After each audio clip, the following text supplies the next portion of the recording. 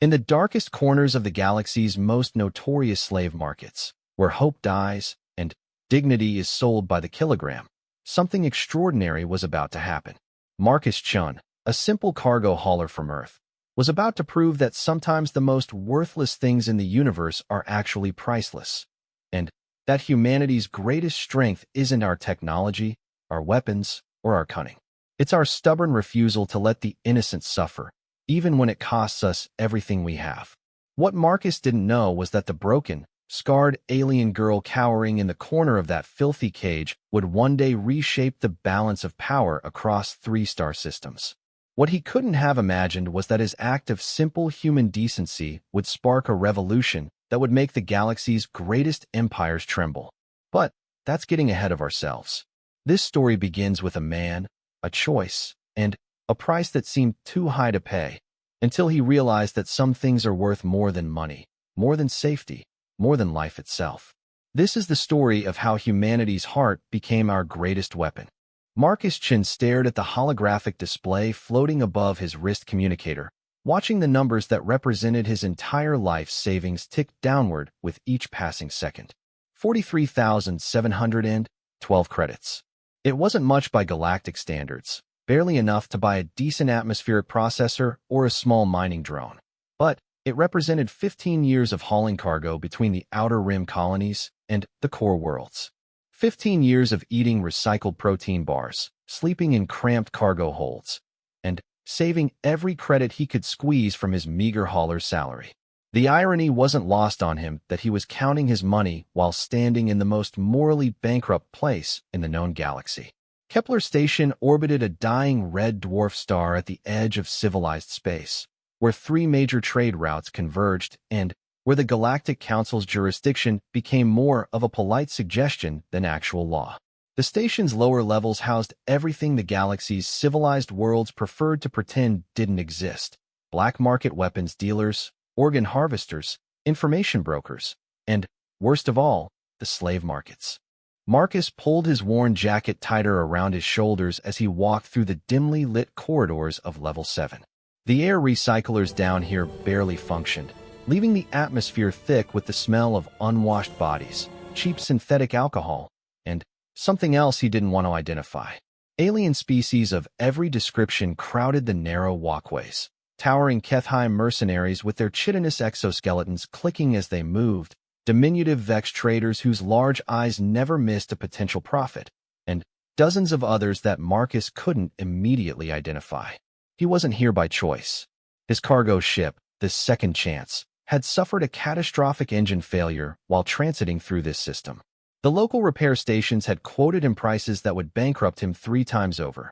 But a Zalaxian mechanic named Grex had offered to fix his ship for a fraction of the cost in exchange for a small favor. That favor turned out to be delivering a package to someone in the slave markets. No questions asked. Marcus had argued with himself for 3 hours before accepting. He needed his ship fixed, and he needed to get back to work before his already thin finances completely evaporated. But now, walking through these corridors where sentient beings were bought and sold like livestock, he felt sick to his stomach. He'd heard stories about places like this, of course, but experiencing it firsthand was something else entirely. The package tucked inside his jacket felt heavier with each step. Grex had assured him it was just information, data chips containing shipping manifests, and trade routes. Nothing harmful, nothing illegal by the standards of the Outer Rim. But Marcus knew that in places like this, information could be just as dangerous as weapons. He checked the address on his communicator again. Dock 7, Subsection C, Vendor Stall 47. According to the station map, he was almost there. The sooner he could deliver this package and get out of here, the better. He'd already decided that once his ship was fixed, he was never taking another job that brought him anywhere near a place like this. The slave market opened up before him like a vision from humanity's darkest nightmares. The main floor was a vast circular chamber carved out of the station's superstructure, with dozens of raised platforms arranged in concentric circles. On each platform stood cages, pens, and holding areas where hundreds of sentient beings waited to be sold. The noise was overwhelming. Auctioneers calling out bids in a dozen different languages, the rattle of chains, the quiet sobs of the imprisoned, and, underneath it all, the constant hum of the station's life support systems struggling to process the air for so many bodies. Marcus forced himself to keep walking, to not look too closely at the faces behind the bars. But it was impossible to ignore completely. He saw a family of blue-skinned Andorians huddled together in one cage, their large eyes filled with terror. In another pen, a group of young Tyrellians sat in dejected silence, their normally vibrant purple skin faded to a sickly gray. The sight made his stomach turn, but he pressed on, reminding himself that he was just here to deliver a package and leave. Vinderstall 47 turned out to be run by a galaxian, one of the galaxy's most notorious slave-trading species. The alien was roughly humanoid but stood nearly 8 feet tall, with gray-green skin covered in ritual scarification and for arms that ended in delicate, almost surgical fingers. Its large black eyes fixed on Marcus as he approached, and, when it spoke, its voice came through a mechanical translator that gave it an eerie, emotionless quality. "You are the human courier," the Galaxian stated rather than asked. "You have the package from Grex." Marcus nodded and reached inside his jacket, but the alien held up one of its 4 hands to stop him. "Not here," it said, glancing around at the crowded market. "Too many eyes. Follow me." The Galaxian led him through a maze of storage areas and service corridors behind the main market floor. They passed more cages, these ones tucked away from the public areas where the premium merchandise was kept. Marcus tried not to look, but couldn't help noticing that the conditions back here were even worse than in the main market. The smell of unwashed bodies and human waste was almost overwhelming. They stopped at a small office carved out of what had once been a storage compartment. The walls were lined with computer terminals displaying various slave inventories, and the air was thick with incense that did little to mask the underlying stench. The Galaxian gestured for Marcus to sit in a chair that had clearly been designed for someone much smaller than him. "The package," the alien said, extending one of its hands. Marcus hesitated for a moment, then pulled the sealed data container from his jacket and handed it over. The Galaxian inserted it into one of its computers and spent several minutes reviewing the contents. Marcus couldn't see the screen from his angle, but he watched the alien's expression grow increasingly satisfied. "Excellent," the Galaxian said finally. "Grex has provided very useful information indeed. Trade routes through the Kepler system, shipping schedules, cargo manifests." It looked at Marcus with what might have been amusement. "Do you know what this information is worth, human?" "I don't want to know," Marcus replied honestly. "I just want to complete my delivery and leave." "Of course you do." The alien keyed something into its computer. "Your payment has been transferred to Grex. Consider your obligation fulfilled." Marcus stood to leave, but the Galaxian held up a hand again. "Wait, perhaps you would be interested in a business opportunity. You are a cargo hauler, yes? I am always in need of reliable transport for my merchandise. The pay is excellent, and I ask no questions about past activities or current legal status." "No," Marcus said immediately. "I haul legitimate cargo only." The Galaxian's scarred face twisted into what might have been a smile. "Define legitimate, human. Half the cargo that moves through this system violates somebody's laws. Weapons, drugs, rare minerals, technology, even information, like what you just delivered to me." I said no. "Your loss." The alien turned back to its computers, dismissing him with a wave of one hand. "But if you change your mind, you know where to find me."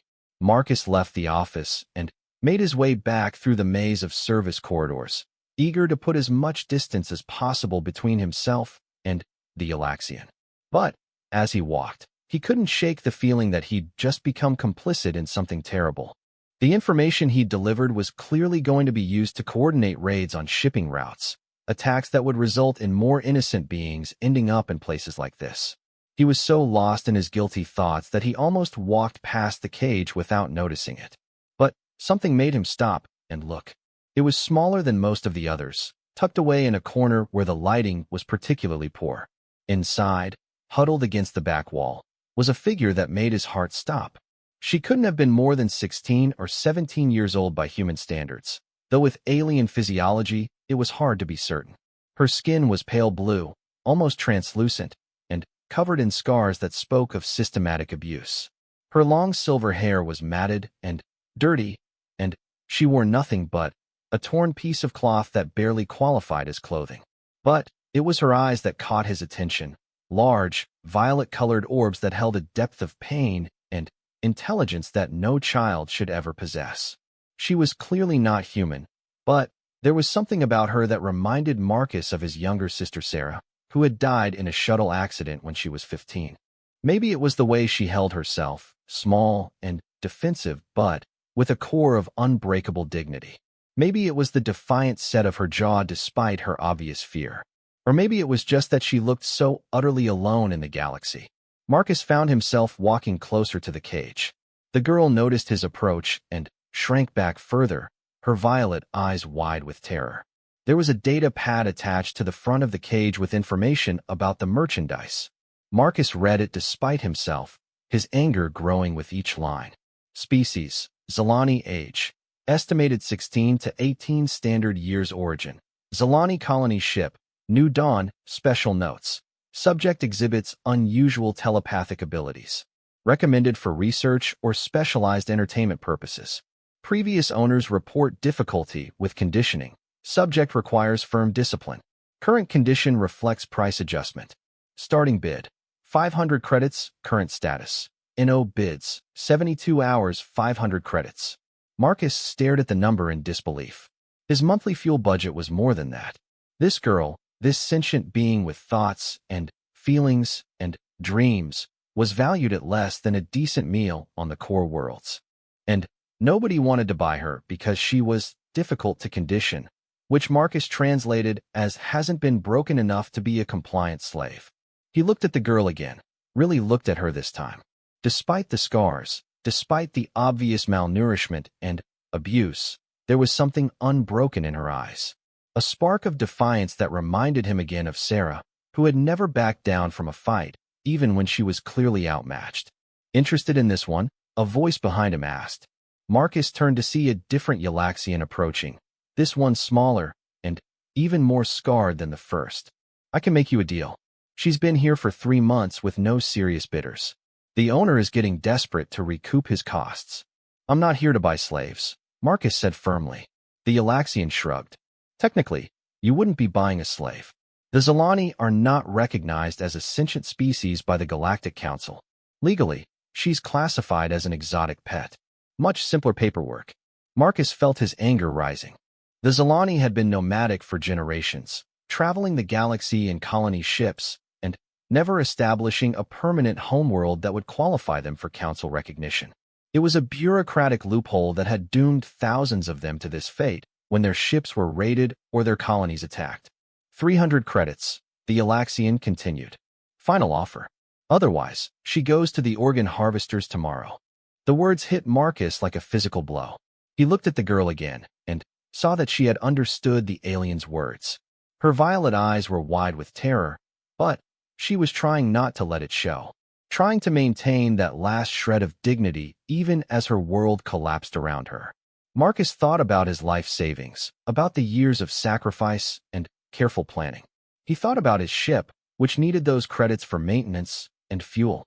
He thought about his future, his plans to eventually buy a better ship, and maybe even start his own shipping company. Then, he looked at the girl again, and thought about Sarah, about how she would have reacted if she were here. Sarah had never been able to stand by and watch someone suffer when she had the power to help. It had been her greatest strength and, ultimately, the cause of her death when she tried to help evacuate civilians from a burning building. Marcus activated his wrist communicator and checked his account balance again. 43,712 credits. Enough for a life, maybe even enough for hope. I'll take her, he heard himself say. The Galaxian's scarred face registered surprise, then quickly shifted to business-like efficiency. Excellent. Cash or credit transfer? Credit transfer. Marcus's finger hovered over his communicator, over the button that would authorize a payment of 300 credits to purchase another sentient being. The irony wasn't lost on him that he was using money earned through honest labor to participate in the very system he despised. But, as he looked at the girl's face, saw the faint flicker of hope that she was trying so hard to suppress, he knew he didn't have a choice. Not really. This wasn't about money or practicality or even legality. This was about the kind of person he wanted to be, the kind of galaxy he wanted to live in. He pressed the button. The transaction completed with a soft chime from his communicator. The Galaxian smiled and activated a control device that opened the cage door. The girl didn't move at first, apparently uncertain whether this was some kind of trick or test. "It's okay," Marcus said softly, though he wasn't sure if she could understand him. "You're safe now." The Galaxian handed him a data pad with the ownership documents and a neural control collar.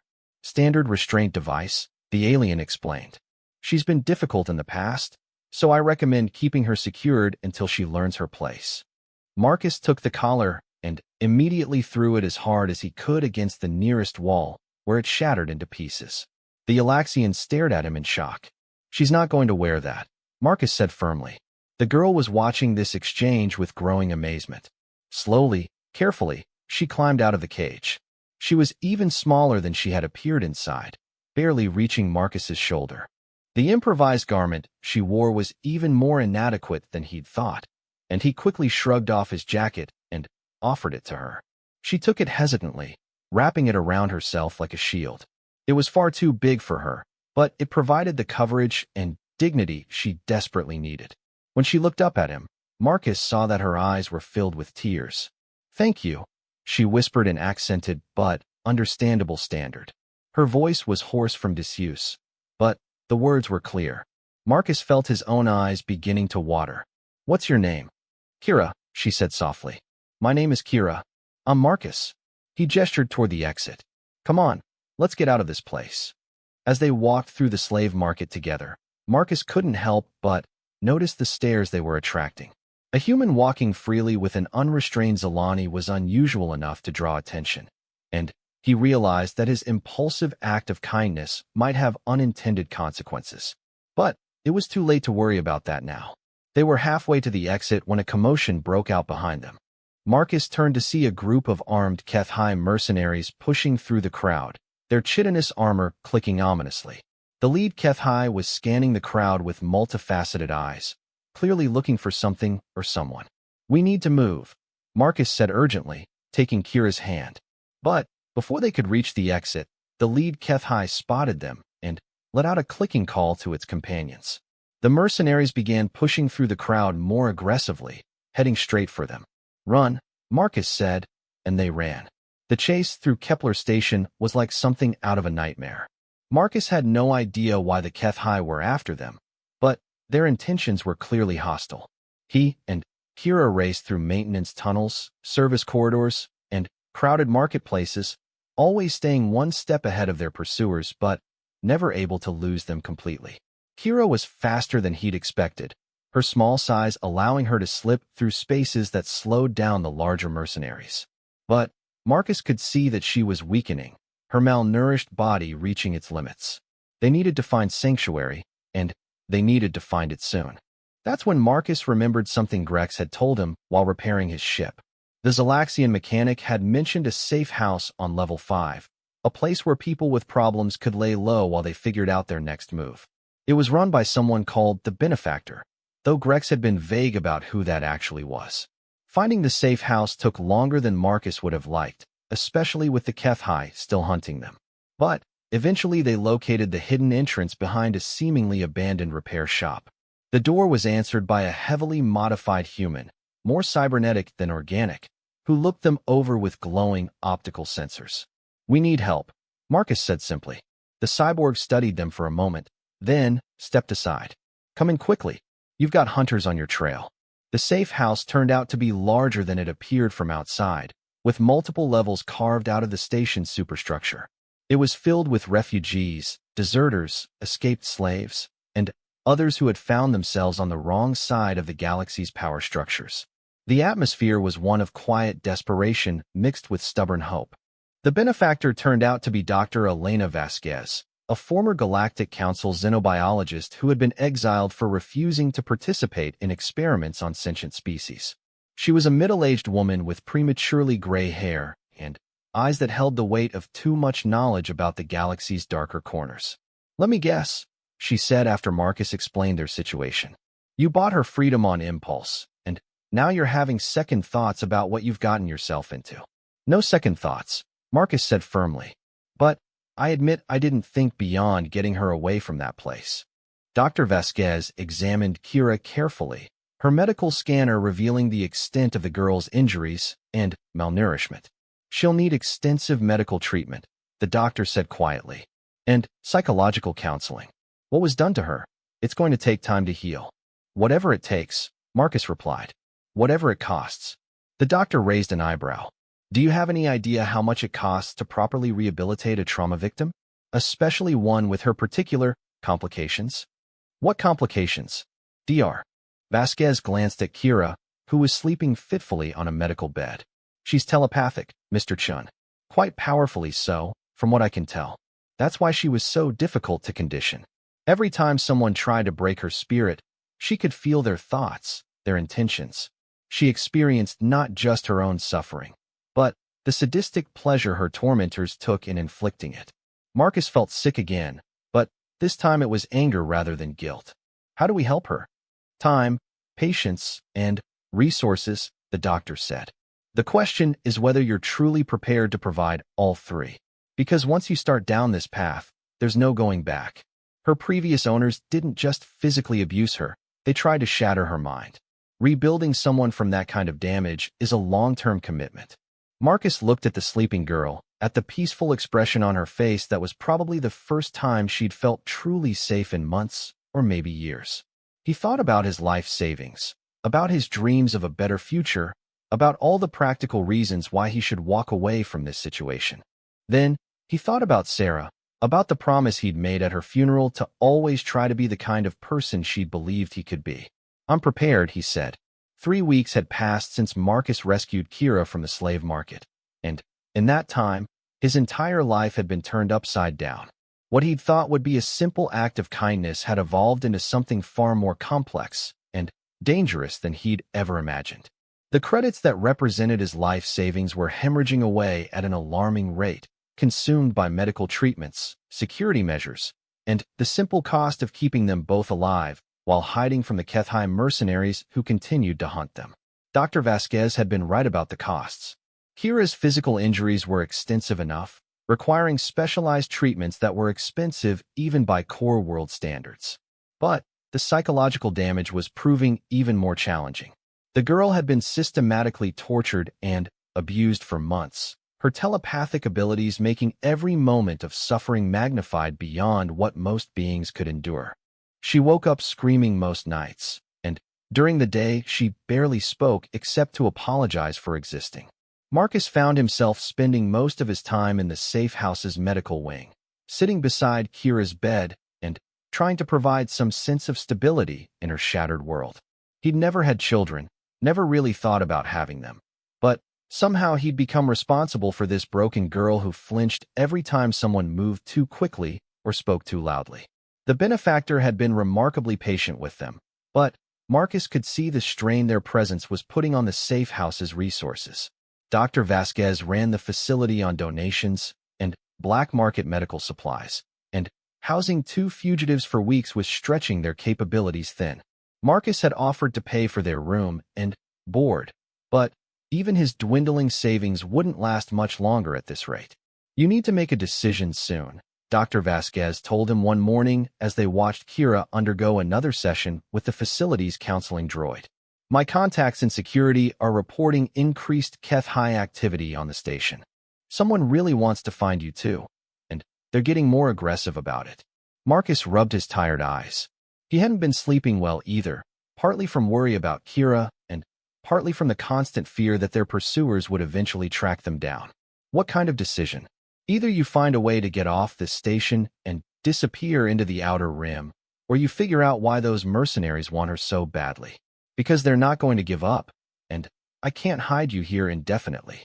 It was a conversation they'd been avoiding for days, but Marcus knew the doctor was right. Whatever was special about Kira, it was important enough for someone to hire expensive HFY mercenaries to track her down. The question was whether that someone was her former owner trying to reclaim his property or something more significant. The answer came sooner than expected, and from a source none of them had anticipated. Marcus was reading to Kira from a collection of human poetry when she suddenly went rigid, her violet eyes wide with terror. For a moment he thought she was having another flashback, but then he realized she was listening to something only she could hear. "They're here," she whispered. "In the station. I can feel their minds." "The HFY?" Marcus asked. Kira shook her head slowly. "No, these are different. Older. Darker." She grabbed his arm with surprising strength.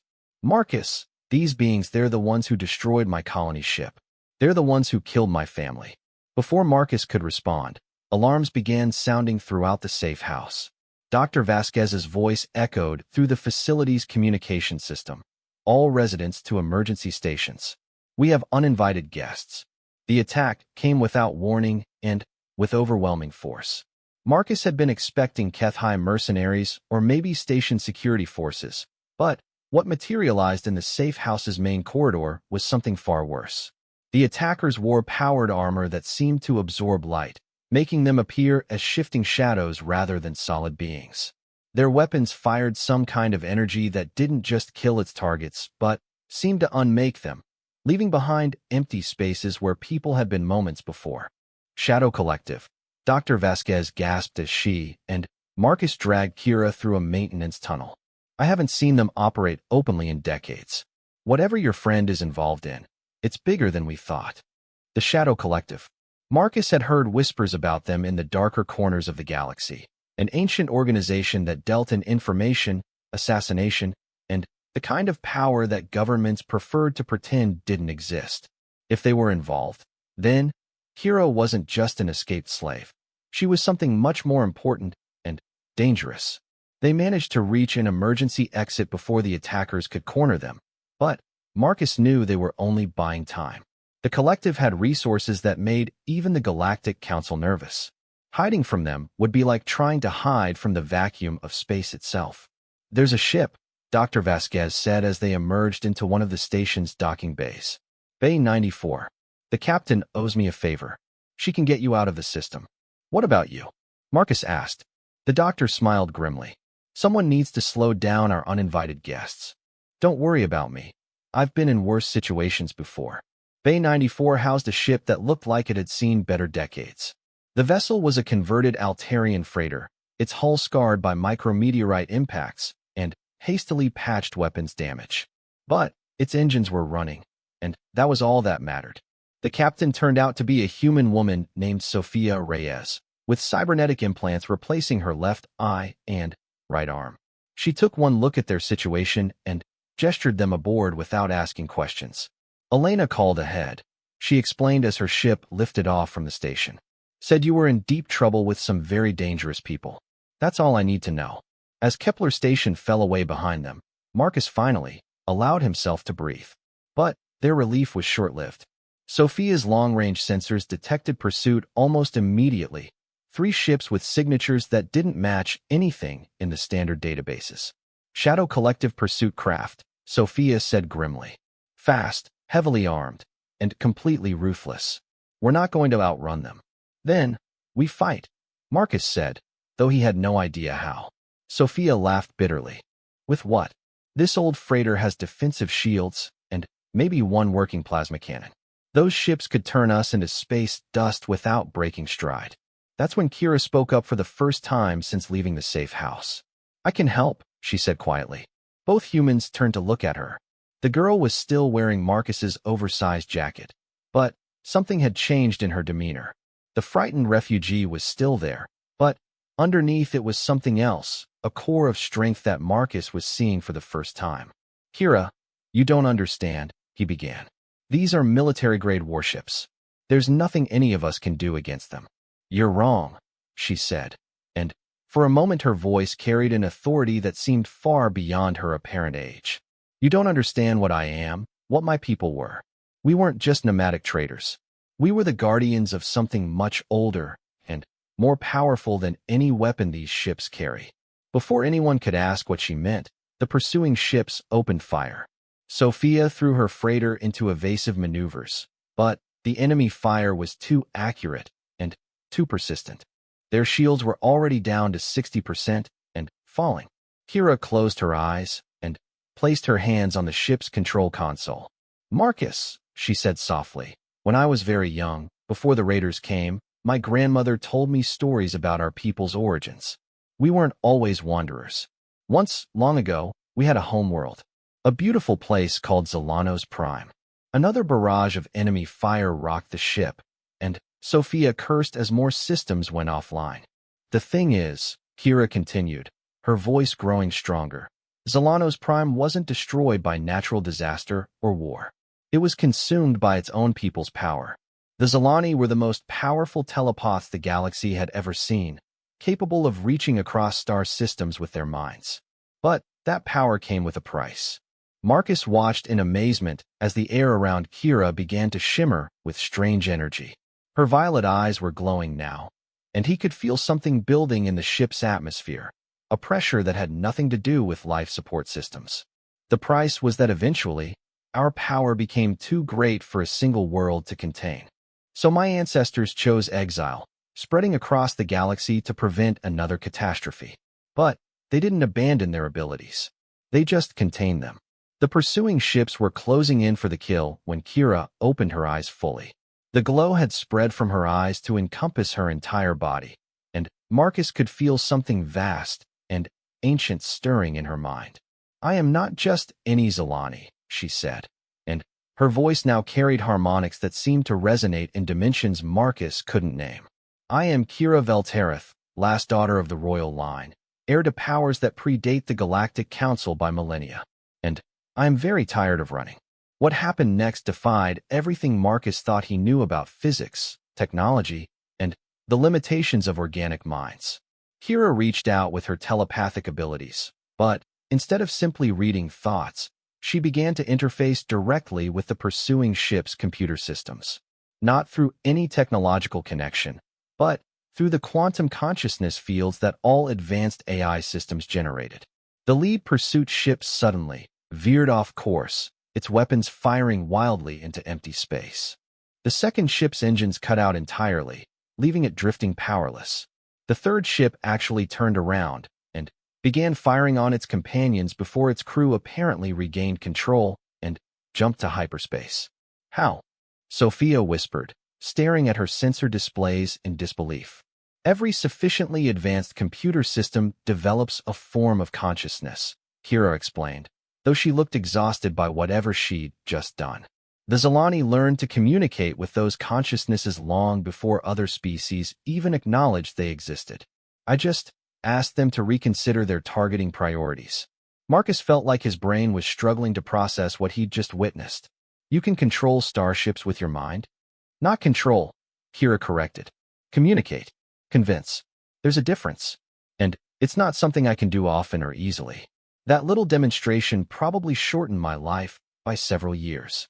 She collapsed back into her seat, and Marcus could see that she was telling the truth about the cost. Her pale blue skin had taken on an almost translucent quality, and her breathing was labored. "We need to find you medical attention," he said, but she shook her head. "What I need is answers," she replied.